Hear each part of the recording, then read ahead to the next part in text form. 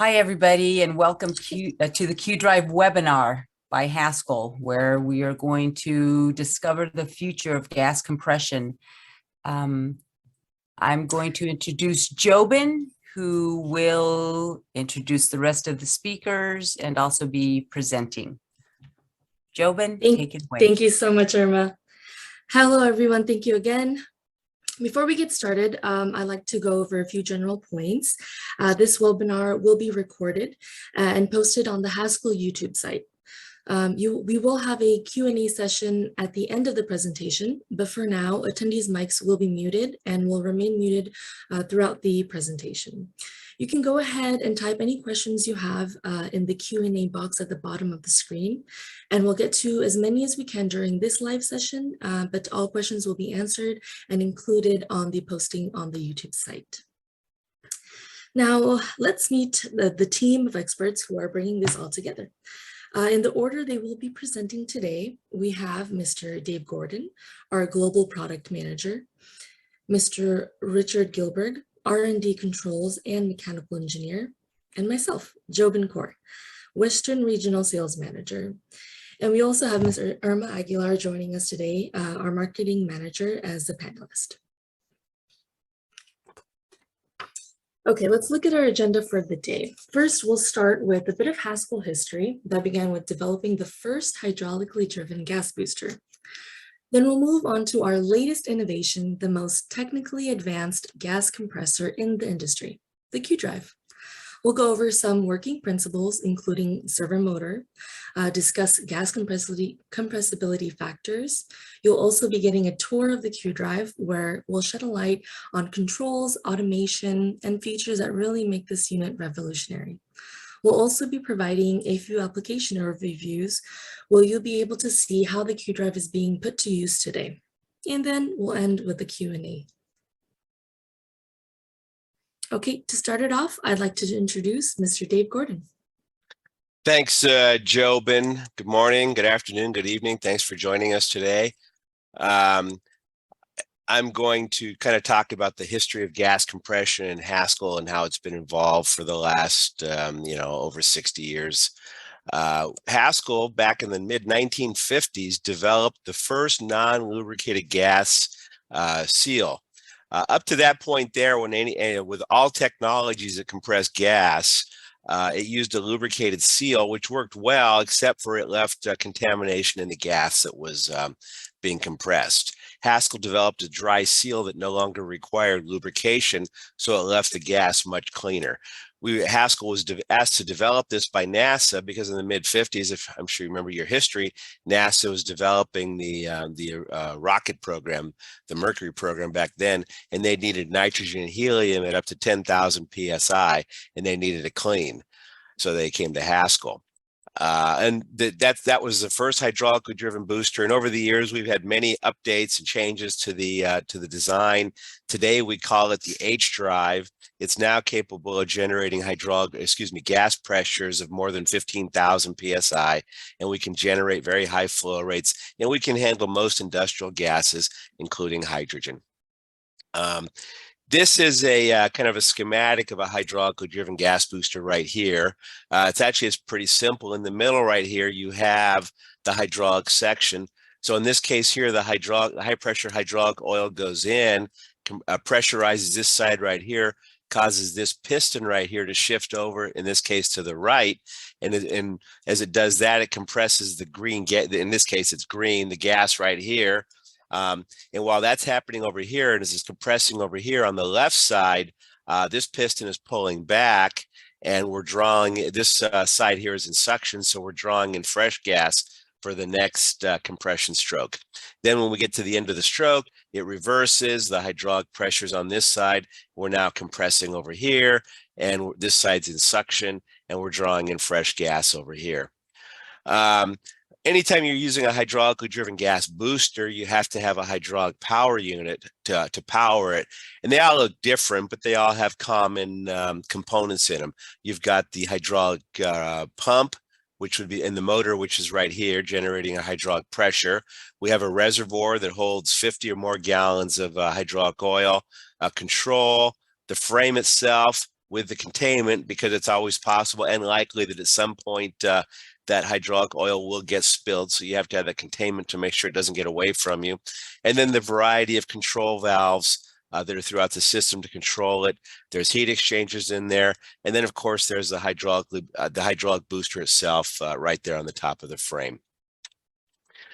So recently, Haskell has developed the Q Drive, which instead of using a hydraulic drive, we're now using a servo motor. So the gas compression is basically the same as what we've always done on the hydraulically driven boosters. And so there's no change there. It's the compression that was developed and tested over time many years ago and updated also. And now instead of a hydraulic drive, we're using a servo motor. This is kind of an example of what it looks like. In the middle here, you have the actual servo motor that's turning a ball screw. And these are our gas sections right here. So as the ball screw is moving to the right, we're compressing gas on the right side. And then once we get to the end of the stroke there, it reverses. And then the ball screw starts moving to the left and we start compressing gas over here. And obviously this side's now in suction, just like on the H drive, while this one's in compression over here. There's a number of advantages to the electric servo drive gas booster. First of all, it's a very high efficient motor. Also, because it's a direct drive, we don't have any energy losses or efficiency losses as we convert that energy from one form to another. We're going straight from mechanical electric energy to the ball screw and right into our gas sections. We have much lower cooling requirements. We still have to cool the gas, but the actual cooling of the motor is very low. We're not warming oil up the same way you do with a hydraulically driven gas booster. So we only have to worry about cooling the gas itself. There's very little cooling for the motor itself. The servo motor can start under load. So we can stop and start at any point and restart right where we left off. And because of that, we don't have to have any type of a bypass loop or anything like that. We don't have to keep anything running while we're not compressing. We just stop and there's no energy usage.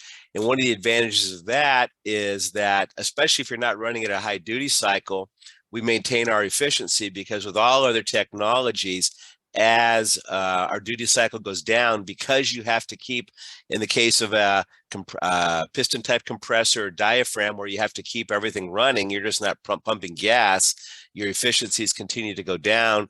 Or even on a hydraulically driven gas booster, you have to keep the oil moving. So the lower your duty cycle, the lower the efficiency. But on a servo motor, because when we're not producing gas, we just stop and we don't really use any energy other than just for the control, our efficiencies stay high even at lower duty cycles.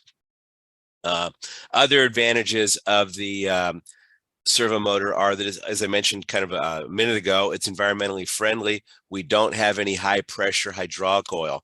There's about 20 liters of oil inside that motor, and it's used there for lubrication. The servo motor is quiet. We'll have a video showing this in a few minutes. The sound level of that servo motor of the Q Drive is less than 77 decibels. It's got a relatively small footprint for the amount of work that it does. We're able to maintain gas purity. Our gas section is designed to allow us to maintain very high levels of gas purity if the application requires it. Also, it's very controllable. From our control, we can adjust the cycle rate from very slow to up to 50 cycles per minute, and it will just go from very slow to very fast. And again, we'll have a video in a minute where we'll kind of demonstrate that in just a minute. There's over 30 sensors inside the Q Drive that are measuring forces, temperatures, and pressures. And that control is constantly monitoring all those inputs. And if anything happens, if the control sees anything that it doesn't like, instead of just shutting the system down, what it'll do is it will try to compensate. For example, if one of the gas sections starts to overheat a little bit, instead of shutting the system down, what it'll do is it'll slow the system down a little bit to allow that gas section to cool off. And then once it's cooled off, it'll speed it right back up. A lot of times this will happen and the operator won't even realize what's happening. It's just happening in the background, and it just happens. And they had no idea that it made some adjustments to keep it running, because the whole goal is to keep that unit running and compressing gas as long as possible. And then the Q Drive also has a very minimal amount of unswept volume, and we'll also elaborate on that in just a minute also. Maintenance is very simple. It just like a modern car, it alerts the operator when service is due, or if there's anything that's not working properly. And then there's low maintenance requirements. About every 2,000 hours, the oil needs to be changed, and then the gas section seals will need to be changed. But because of the design of the Q Drive, it's actually very easy to get to all of those parts right there, and they can be changed very quickly with a minimal amount of tools and special knowledge. Now, one of the things I want to talk about is gas compression. A lot of people don't understand gas compression. It's a little bit different than compressing non-compressible media, and people don't quite understand that. So I want to talk about that in a little bit here and help you understand that. There's basically two types of media. There's compressible and non-compressible media. And it makes a huge difference on how it's handled and how the equipment operates. Non-compressible media is media such as water or oil or most other liquids. The molecules are already very close together, and they really can't be pushed any closer together. So when we compress and pressurize liquids, our volume doesn't really change. We go to a higher pressure, but we maintain the same volume. And because of that, we can go from very low pressures to very high pressures on a single compression stroke. Now, on compressible media, that's things like gases. The molecules at ambient pressure have a lot of space between them. But as we increase that pressure, that space between those molecules is reduced. As that space is reduced and the gases are compressed, the actual volume those gases are taking up is substantially decreased and reduced. So because of that, you can only compress gas so much at a time. You can't go from very low to very high pressure at one time. You have to step it up, or you have to stage it up. So I've just talked about that. So you have to compress through stages. Each stage in a multi-stage system, the gas is handled once in each stage to step it up to a progressively higher pressure as it goes through the system. So in a two-stage system, the gas will get compressed 2 times to get it to that final pressure. What's also important as we talk about gas compression is what we call the unswept volume. I mentioned that earlier. And that's the amount of gas. When that piston gets to the end of its stroke, we always leave a little bit of gas in there. We can't get all that gas out of there. So the unswept volume is the amount of gas that gets left inside that piston at the end of our stroke. And that's important because any gas that's left in there, when that piston comes backwards in our suction stroke to draw in more fresh gas, we can't draw in, and this is any technology, it's just not Haskell, it's all compression technology. We can't draw in fresh gas until we've re-expanded and depressurized that gas that's in there, and that has to drop to a pressure at or below the pressure of the supply gas. So the farther that piston has to come back as it gets ready to draw in fresh gas, the farther it has to come back before fresh gas comes in, the less efficient the system is operating and the less gas that you're going to be compressing per stroke. This is an example of the Q drive right here. The green would represent the unswept volume. This small line right here represents the distance between our piston and the end cap. And because of the servo motor, which has a has an encoder that allows us to know exactly where that piston is at all times, we can come up very, very, very close to that end cap without touching it, without causing damage. All other technologies, which are more mechanically driven, they can't get that close because they don't want to strike their end cap and damage the end cap or the piston itself. So they have to leave a much bigger gap there. But we can get in so close. There's only 6 milliliters of volume in this particular one left in that line right here. Then we also have about 30 milliliters of volume in the channels between the this gas section and the between the gas section and the check valves, and that allows us to have a much higher gas compression ratio. Whoops. So let's talk about what we call the gas compression ratio. And that's a simple number that's calculated by taking the desired outlet pressure and then you divide it by the gas supply pressure. Normally in most gas compression equipment, you want to keep that number below about 6 to 1 per stage. And a lot of piston compressors, they like to keep it down closer to 3 or 4 to 1 per stage, closer to 3 to 1 per stage. But the Q drive has such a low unswept volume. In the case of our 150 millimeter piston, we only have 75 milliliters of unswept volume, and the total displacement of that unit is over 2,700 milliliters. So we as a percentage, it's very, very small. So we can operate with gas compression ratios of 12 to 1 and even higher per stage.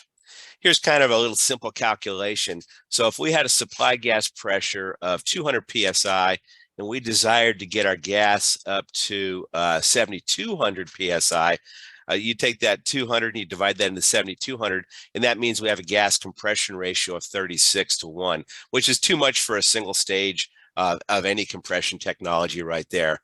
The Q drive is available with 2 stages of compression. So in this case here, the gas would be boosted twice, and each stage would see a gas compression ratio of about 6 to 1. And that's calculated by taking that 36 to 1 and taking the square root of it. So each side would see, or each stage would see a gas compression ratio of about 6 to 1. So because of that, one of the advantages of the Q drive is because we can go to such higher gas compression ratios, it allows us to use much less hardware. Because if I'm limited to say 4 to 1 per compression ratio per stage, I have to have more stages to get the work done, and every stage requires additional hardware. So the Q drive can get the same work done with a lot less hardware than other technologies require. And because of that, a single dual stage Q drive can get gases from very low pressure, 100, 200 psi, all the way up to 10,000 psi and even higher. Now I'm going to turn the time over to Rick, who's going to talk to you about some of the controls themselves that are inside the Q drive and some of those capabilities.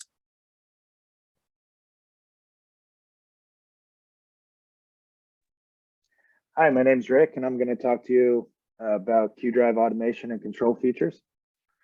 Q drive comes equipped with over a dozen sensors like pressure sensors, temp sensors, flow switches, position encoders, just to name a few.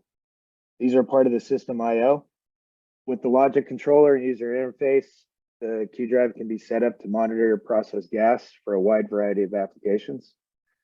With that in mind, the Q drive can easily be tailored to provide advanced safety features like communicating with the plant's dashboard or control room, or automation and provide real-time diagnostics for controlling the booster. Also, you can use the Q drive to control redundant safety features through the plant and set specific thresholds on up or downstream processes or even auxiliary equipment. With those thresholds, the Q drive will monitor itself and provide the highest efficiency while adjusting to the dynamic nature of the gas compression.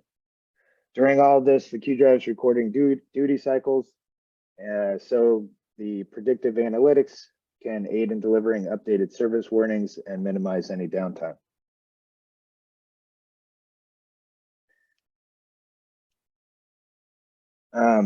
Automation starts with the operator logging in with the highest user credentials. Once logged in, the operator can navigate over to the parameters page. This is where you can set your pressure limits, flow limits can be set. Hey, Dave, can you flip back to the previous screen, please?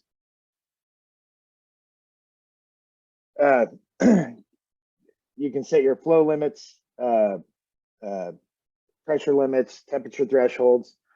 And then also on this page, this is where you want to consider 3 modes of operation that the Q drive's already set up to have. This is compressor mode, fill and pause mode, and fill and stop mode. Compressor mode, go back, Dave, thank you. Compressor mode will send gas downstream until the desired pressure limit is reached. Then the Q drive will wait until the lower deadband pressure limit and start cycling again. This is set up kind of for applications where you want that 24-hour duty cycle all year round. Next is like fill and pause mode. Fill and pause mode will similarly do the same thing as compressor mode, but when the desired pressure is reached, the booster will just stay paused until an operator acknowledges. This is good for like a bottle fill application where, you know, you're regularly swapping out equipment downstream. You finish your job downstream, and then you can go back and press acknowledge on the booster, and the booster will start pumping again. Then lastly, we have fill and stop. Fill and stop will take you to your desired pressure, and the Q drive will automatically shut down. This is nice when you have extremely large volume fills, and the operator can leave the booster running, head home for the day, and still feel confident the booster is going to shut down when the application is completed. All right, go ahead. Next slide. The Q drive can be configured to communicate with most field bus networks out there. It's native to Ethernet IP, but there's an embedded gateway device. This is the portal for accessing indicators, advanced control features from the existing or new automation. The advanced features specifically are like, your pressure limits, flow, temperature control, and that can be dynamically inputted to the Q drive from your plant. And yeah, you could, if you take a look at the list there, you can set it up OPC UA or set it up to your Siemens or Profinet. Yeah, next slide. There's also, basic control features that are already there that you can use from your plant. This is your simple control like start, stop, pause. This could be accessed through comms from the previous page, or this could be accessed through just digital inputs. And this would be your 24-volt high or low side signaling, or relays throughout your plant, limit switches, all those type of already existing, features through your automation of your plant can easily be wired back to the Q drive to control those simple features, like I was just saying. Next slide. Also, the Q drive comes equipped with a remote monitoring capabilities. With any internet or network connection, you'll be able to access real-time dashboard from any web browsing device. You can look at key performance indicators or trend line data from the previous days. You can also input a cell phone number or email address to send alarm notifications to real time. Now, with that in mind, we did actually limit some of the features on the remote dashboard. From the remote dashboard, you will not be able to start up the booster, but you'll always be allowed to shut it down if you wanted to. Like if you forgot to shut it off at the end of the day, or any other need that would require you to shut down the booster remotely. But you can request higher levels of access for an unfiltered remote user interface. And nextly, we have the Q drive tour. Thank you.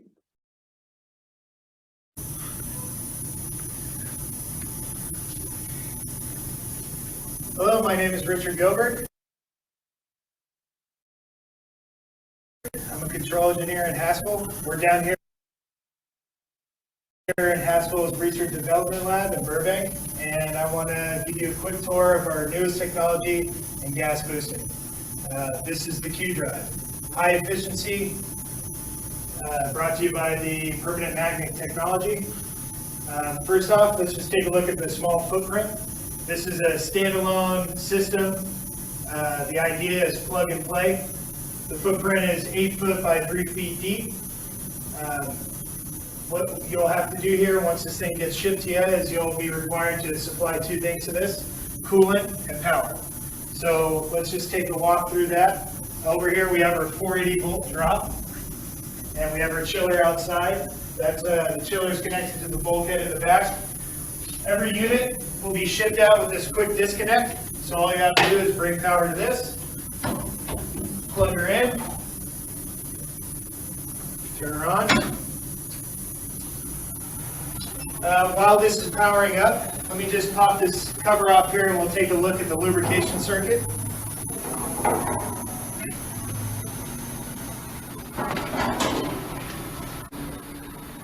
The servo drive is lubricated with a synthetic gear oil, and that's also provides cooling. That is going through this lubrication circuit, powered by this 3/4 horse motor. The oil is cooled down at this plated heat exchanger, and the coolant is diverted by these smart solenoids, either bypassing the coolant to go directly to the gas sections or keeping the oil viscosity at its ideal temp, the oil at the ideal temp. The oil also goes through these two filters, and during every 2,000 hours of service, it will replace the oil filters and replace the oil. Up top here, let's just go through the gas sections. Right now we're looking at a single stage double acting gas booster. This is the QGD 90. Again, here's your cooling circuit going through the cooling jackets. Your servo drive. We have our distance piece gas section. The distance piece ensures there is no oil getting into your gas section. The oil is operating at lower than 30 psi. This is the heat exchanger. We can use this as a pre-chiller. We can use it as an after chiller in a two-stage configuration where we take the first stage, we'll store it inside a inner stage vessel. That gets cooled down by this heat exchanger as well before it enters your second stage and then downstream to your application. So let's just turn this thing on. Each system does come equipped with the Allen Bradley PLC product, Rockwell Automation. Let me get this other cover out too. There's a few levels of security in here, management, technician, service. I'm going to log in with the highest level of security. This is where you can set up the parameters for your application, and I'll run through that quickly here. So we're logging into the home screen. For now, I'm just going to put it in compressor mode. I'm going to set my target pressure to about 3,000 psi, and I'm going to set my deadband at 2,400 psi. It's going to kick back on. So we're going to kick her on. Right now, in your first, after every power cycle, it's going to go through its initialization phase. It's actually homing, touching the piston ends to each end cap. With the accuracy of the encoder and the servo drive, we can virtually, we can say there's no unswept volume at the end here. That's where we get our high efficiency as well. So right now I'm going 10 cycles a minute. You do have rate control. I'm going to kick it on to 50 cycles a minute. Right now it's going to try to reach 3,000 psi. Once it does, it's going to kick off, and as something's getting depleted downstream, it's going to wait till it hits that lower deadband and kick back on. It can do this all day long, 24 hours a day, 7 days a week. I also want to just demonstrate for you the quietness here. I have a dB meter. I'm going to set this pressure up so it's just going to run like a closed loop, like an extraction process. So this thing's just going to run. Right now I have my dB meter. I'm talking right now. It's about 80 plus. I'm going to stop talking and let's just listen to the Q drive and see what this spits out.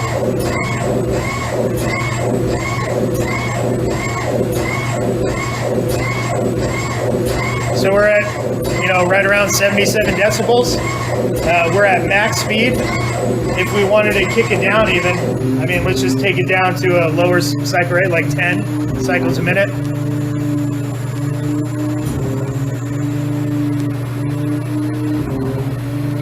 Your sound decibels are going to drop off as well. At any time, you can stop the drive. So I'm just going to stop it. It's going to go into park. It's going to release the gas energy and shut down safely. Let's just start her back up.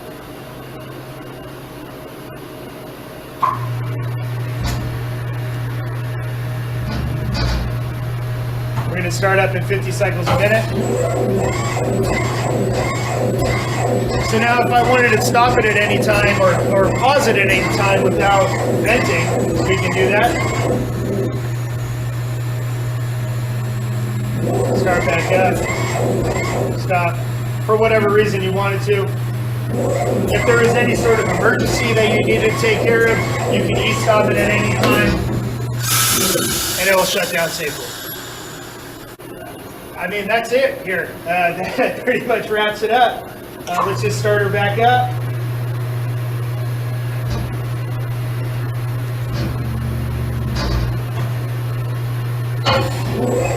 And thank you very much for joining today.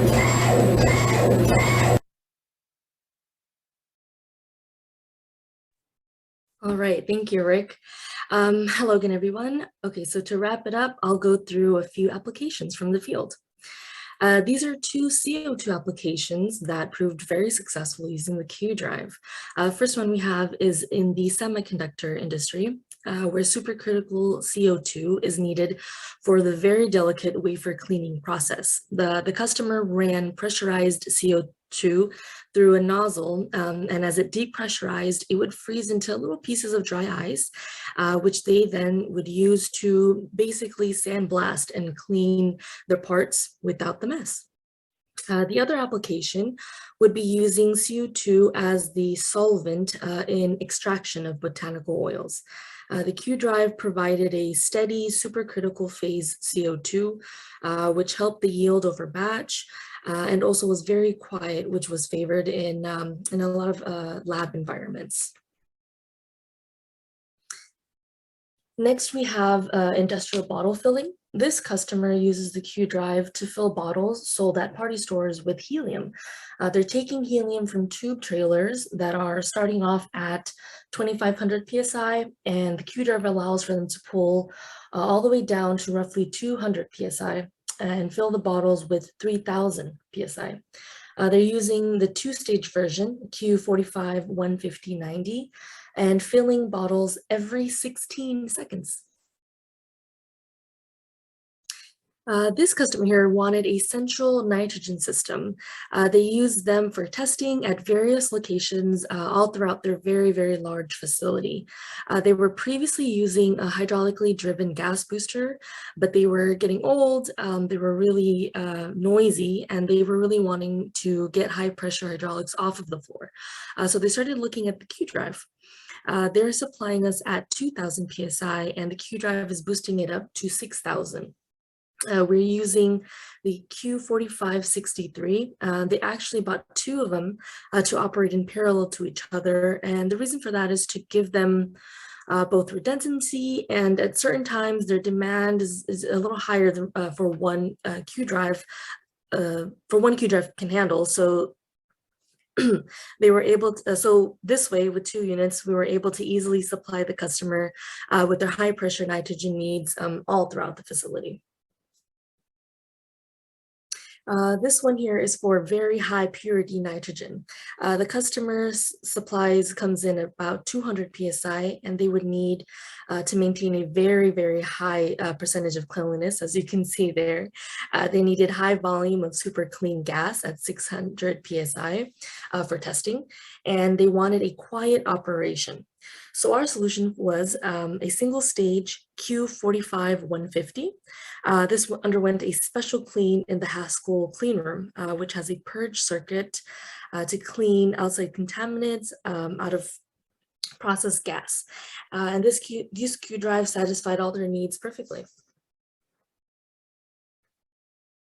This actually is a Navy application. They needed a lot of mixed gases that came in at about 200 PSI. These were mixed breathing gases for deep diving. This is to allow the divers to operate at a deeper level without having concerns about nitrogen narcosis or oxygen poisoning or anything like that. So obviously they needed to maintain a breathing cleanliness. They're filling special bottles at 6,000 PSI and needed high volumes and a quiet operation. So we sold them a two-stage Q45 9063 with level 2 cleaning for the breathing air. And this worked very well for them. This is another Navy one, but for oxygen. Now, there's not much demand for high volume oxygen, so really not much out there for oxygen handling at higher pressures and higher flow rates. So what we did here was did all the oxygen cleaning inside the Haskell clean room, and we used Monel as a wetted materials in the gas section. And the lubrication oil is a halo carbon oil, which is safe to be used around oxygen. The Navy is using these Q Drive for high volume bottle filling for oxygen. And I think we saved the most fun application for last. So currently 2 different rocket launch facilities are using the Q Drive, similar applications.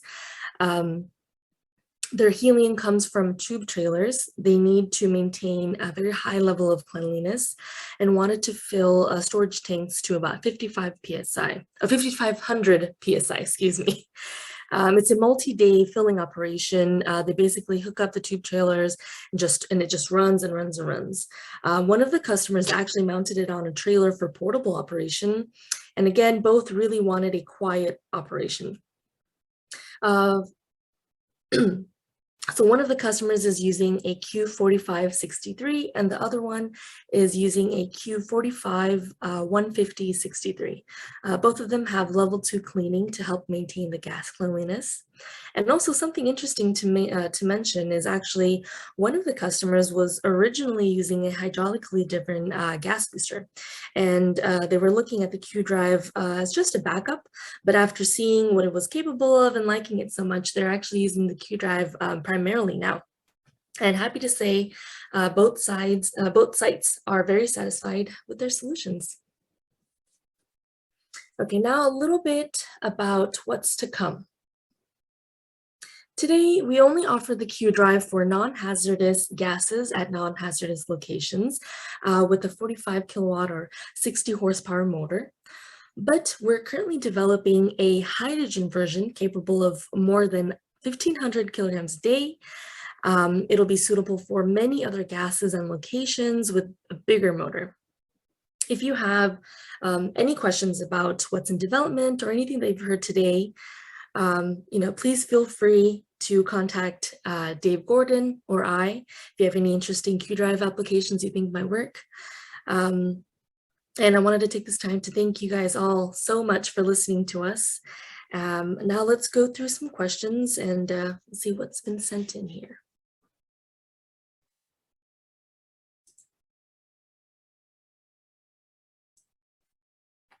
Okay, here's one. How is efficiency calculated? Volumetric?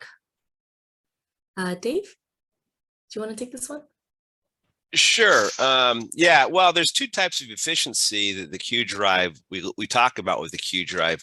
One is the energy efficiency, as I kind of talked about while I was talking about it, is that how much energy is converted from electrical into gas compression. And that's a very, very high number because it's a direct drive. So we maintain about 94-95% efficiency on energy conversion, and no other technology can come close to that. The other one is the volumetric efficiency, which I kind of talked about a few minutes ago, and Rick did in the video also, and that has to do with our unswept volume. So because our unswept volume is so low, we're able to maintain a very high level of gas compression efficiency and compress a lot of gas and move a lot of gas on every stroke because we leave so little gas in there at the end of each stroke. I hope that answers your question. Go ahead, Joe, with the next one. We have another one here. Is supercritical CO2 considered compressible? I'll take that one too. Yes, it's compressible. It's kind of, it's kind of one of those gray areas. In general, we treat it like a liquid, but it is actually much more compressible than a regular liquid is. Not quite as compressible as a gas is, but it's somewhere in between. But we can easily handle it with a Q Drive. And one of the advantages of the Q Drive for handling something like a supercritical CO2 is that we have cooling jackets throughout that Q Drive, so we can very closely control the temperature in the compression area by controlling and there's heat exchangers in there also. So we can very closely control the temperature of the gas compression area. And the liquid or the media that we're pumping by adjusting the temperature of the cooling water that's used in those cooling jackets. I don't know if I gave you a great answer there or not, but it is compressible, just not as compressible as a water or oil is, though. Okay, let's get another one here. Can the Q drive be configured for classified environments like class 1, div 1, or 2? Maybe Rick?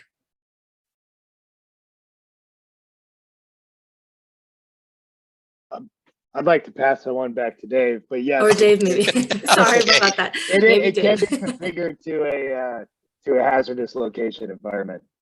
Well, Dave's gonna- the Yeah, Q45 cannot be. The current one that we just talked about cannot be used in a hazardous environment. But as Jobin mentioned at the end of her presentation, we are developing a version that will be available for classified environments. So right now we're shooting for class 1, div 2. There is some designs on the horizon for class 1, div 1 as well.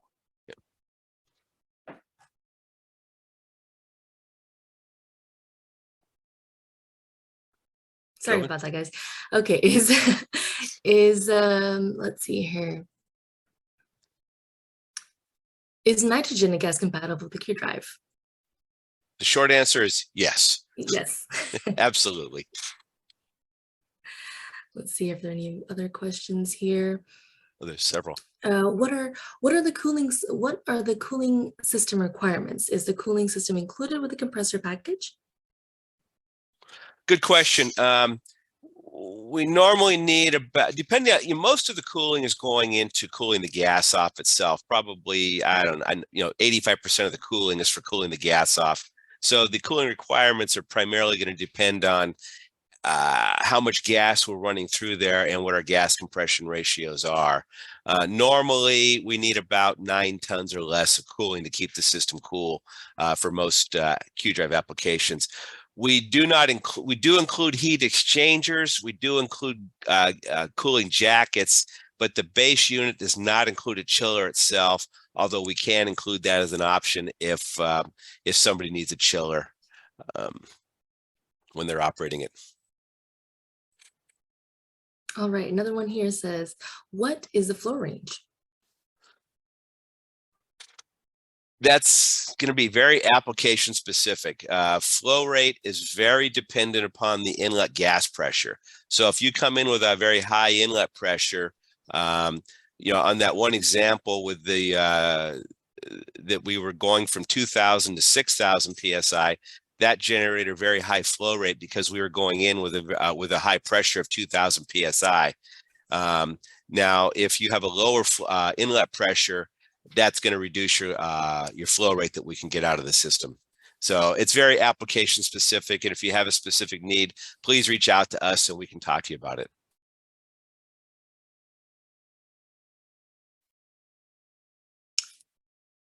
Is there any application for refrigerant gases? Sure. Yeah, you could use a Q drive for refrigerant gases. It's just like, we talked about handling CO2, which CO2 is a refrigerant gas. And somebody asked about, that was CO2 also. There's absolutely no problem with running at refrigerant gases. We can put different seal sets in there as we need to. Our standard is Viton, but if somebody wanted EPR, Bune in there, or even CalRes, we could set it up with any other material also. And the Q drive doesn't, if we have a phase change inside the Q drive, that does not affect the operation of the Q drive. It won't hurt anything. So we can handle refrigerants with no problem at all. And like I mentioned earlier, because of the cooling jackets, we can very closely control the temperature of the media that's being pumped, which sometimes can be beneficial for handling refrigerants and other liquefied gases like that. Okay, well, sorry, Dave, one more for you. How Okay. far from the market is the H2Q Drive? We're about a year, let's call it a year out, maybe 15 months out on that one right now. We expect to be doing beta testing early 2024, but ready to really release it about probably around the end of summer next year. Perfect. There's one that says, would this be a two-stage system? I believe that would go with the application, correct? It's whatever the Exactly, yeah, application calls yeah. for. Yeah, so Whatever we the have a single application is. stage. We have a single stage as well as a two-stage Yeah, for the Q drive. Whatever the application requires, yeah. What is the range of inlet temperature? Rick, you want to take that one? Sure. The range of inlet temperature can, well, let me just put it this way. The max temperature that we can see on the booster is up to 200 C, but you can send gas in pre-chilled less than 0 C if you'd like as well. I guess we could go down to -40 would be okay. So your range would be from -40 to 200 C. Right. Perfect. At We 200, actually, yeah. at 200 C, what would happen is the embedded temperature algorithm would take over. So essentially, what we do is we slow down the flow of the gas to bring down elevated temperatures. You wouldn't get very much flow rate out of that at 200 C, but you know, typically you want to bring your gas in as not as cold as possible, but pretty cold, and then through gas compression, the temperature is going to heat up. But yeah, the max temperature on it was 200 C. But recently, Rick, we were working with one that, what was it coming in at? It was coming in about 200, wasn't it? The one we were just working on. And so what we did there is we're adding a pre-cooler to the system. So now we will cool the gas off before we go in and compress it.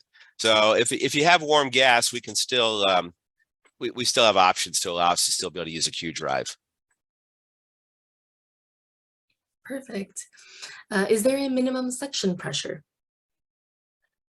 Yeah, I mean, minimum pressure is just enough pressure to crack open your inlet check valves, but that's all the way down to about 3 bar. All right, and does it come with a pulsation reduction device? No. Well, No. Go ahead. I mean, I was just gonna say, just the technology of the servo, it isn't like, it just has smooth reversal strokes. So it's not banging into each end cap, and actually it just, it's at max velocity through center stroke, and then it slows down, at the end of stroke. So it's programmed like that. Like, it's going through its compression stroke and it's slowing down as it reaches end of stroke, and then goes back into reversal. So it's not just banging up against a hydraulic cushion or anything like that. Or and then actually on the Rick, on the CO2 extraction one, you actually designed it so that it would slow down and really minimize any pulsation coming out of it when it reversed too, if I remember right. Yeah, with that precision, with being able to see the position of the pistons, we can short stroke at the end, so we can do very high precision injection if we wanted to at the end of stroke, sending that gas downstream with precise flow. And we could do that by a number of ways. But yeah, with the servo drive, that almost is your pulsation device, is the drive itself. And we set it up like that. All right. I think we have time for a couple more. Can the Q drive be used for CNG applications, for example, CNG fuel stations? No, because not today, because it can't be used with hazardous materials or hazardous environments. So it would not be safe for CNG. The next Q drive that's coming out next year, that one could be used for CNG. Sounds good. What are the dimensions of the unit, Rick? They're 8 feet long, 3 feet wide. That's a good question. I don't have dimensions, but generally that's the size. All right, and the lifetime of the servo motor?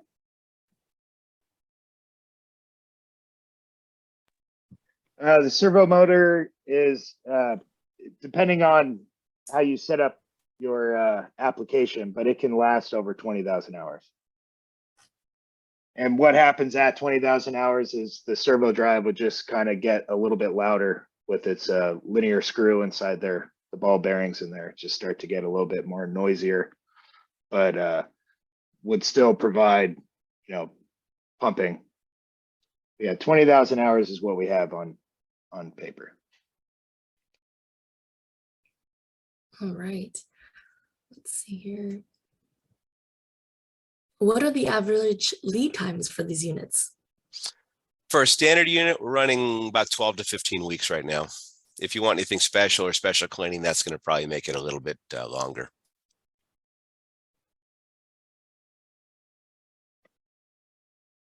And we might even, if somebody's really in a hurry and it doesn't require anything special, we might even be able to shave a little off of that. But I think you touched a bit about this, Dave, during the presentation, but maybe you want to summarize real quick. What are the advantages of Q drive versus conventional motive driven?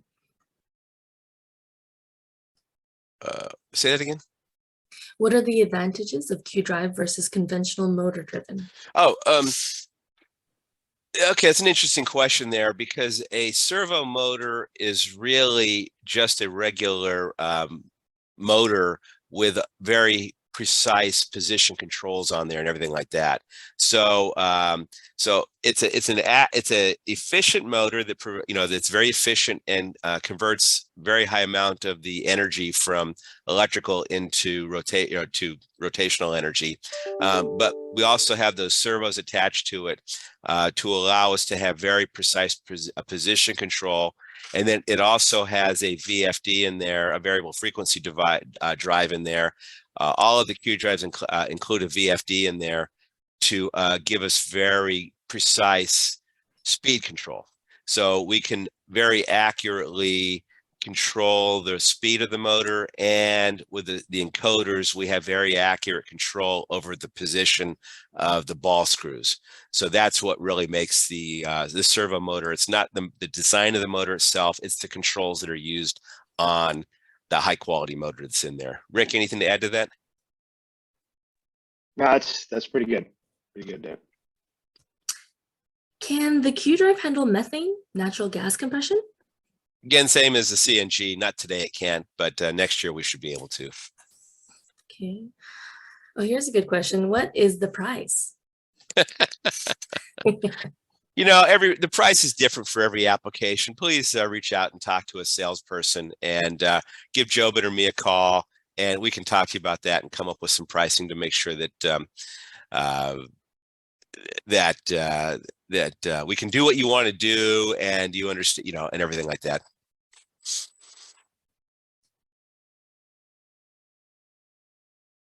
Any more, Jobin? Let's see here. Do you install on site, and how long? We can, yes, we can install on site. How long? What's it normally take? I mean, the customer needs to have the site ready and have it all set up. So if a Rick goes out to do an installation, he's only usually there for a day or two, assuming the customer has everything ready, and he's just there to kind of commission it and to make sure it's up and running. Because the only connections to a Q drive when you set it up are the electricity, the cooling water, gas in and gas out, and that's really about it. So the customer needs to make sure all those are right there at the Q drive, and then it's ready to be hooked up and fired up and commissioned. Anything to add to that, Rick? Yeah, correct. Yeah, before it leaves our facility, we run it through an extensive factory test, make sure it hits all its application needs, sometimes specific to your needs. And yeah, when it arrives at your site, it should just be plug and play. This is a good follow-up question. What about maintenance service regarding the servo motor? The main maintenance is going to be changing the oil out approximately every 2,000 hours. It's just like changing the oil on your car, really. There's two big filters, just like you have in a car. You take those off, you drain the oil out, you put new filters on, you pump new oil in, and you're up and running. And that's done about every 2,000 hours. And that's pretty much the only maintenance for the servo motor itself, other than, as Rick mentioned earlier, at about 20,000 hours, the motor would need to be rebuilt. There's another question here. Do you offer this unit as a portable unit? Well, I mean, as we mentioned, one of our rocket ship companies, our rocket operation companies, does have it mounted on a trailer, so it's somewhat portable. I mean, but it's not so small that you can put a handle on it and carry it around, if that's what the question is. It's because it does weigh, it's about 3,000 pounds, I think, isn't it, Rick? Yeah, it's very close. Yeah. 2,500 pounds. Yeah. Okay. Dave, this is Irma. I just want to jump in. I think you were going to mention something about an optional chiller. Yeah, we did mention that it is available with a chiller if somebody doesn't have cooling water available at the site. Good, thanks.